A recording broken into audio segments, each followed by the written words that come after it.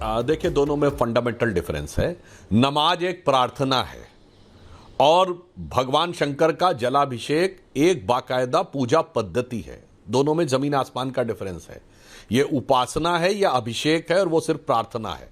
प्रार्थना कहीं से भी की जा सकती है, परंतु जलाभिषेक वो एक निश्चित स्थान पर होता है और स्थान वह जागृत माना जाता है, वो प्राण प्रतिष्ठित माना जाता है। उसके उपरांत ही वहां, ऐसा नहीं कि आप किसी भी शिवलिंग के ऊपर जाकर कर देंगे। और दूसरी बात मैं यह भी कहना चाहता हूं, जिन लोगों को इसमें कोई समस्या नजर आती है, तो भगवान शंकर किस चीज को रिप्रेजेंट करते हैं आज के इस आधुनिक युग में, वो है जुलाई 2012 में खोजा गया एक फंडामेंटल एटॉमिक पार्टिकल जिसे हिग्स बोसॉन कहते हैं, जिसका नाम है हिग्स बोसॉन, मगर सामान्य बोलचाल की भाषा में उसे गॉड पार्टिकल कहते हैं, जो यूरोप की सन लेबोरेटरी में खोजा गया, जिसे माना गया कि यह ब्रह्मांड का मूल कण है और इसी से सब बने।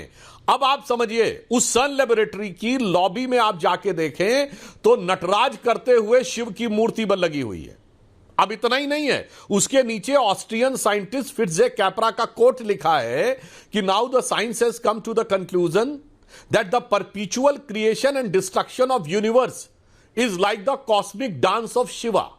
मैं हिंदी में बता देता हूं, यानी विज्ञान अब इस निष्कर्ष पे पहुंचा है कि ब्रह्मांड का सतत निर्माण और सतत संहार भगवान शंकर के आकाशीय नृत्य की तरह है। यह कौन कह रहा है? मैं चैलेंज करके पूछता हूं, दुनिया में कोई ऐसा धर्म और मत, पंत्र, संप्रदाय, रिलीजन बताइए जिसके भगवान की मूर्ति किसी लैब में लगी हुई हो। नंबर 2, वो एक साइंटिफिक थ्योरी को इंस्पायर कर रही हो। नंबर 3, ये कहने वाला साइंटिस्ट उस धर्म का ना हो। अपने धर्म के लिए तो किसी को प्रेजुडिस भी हो सकती है। एंड नंबर 4, अगर उसने तारीफ कर दी तो उससे यह ना कहा गया हो तुम कन्वर्ट हो जाओ।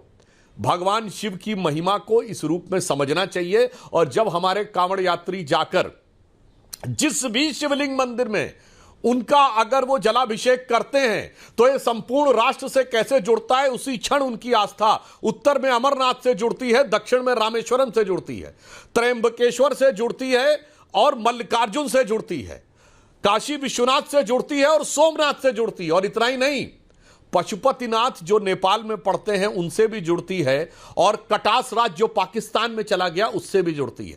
तो यह भारत की शाश्वत, अविभाजित और सनातन चेतना का प्रतीक है।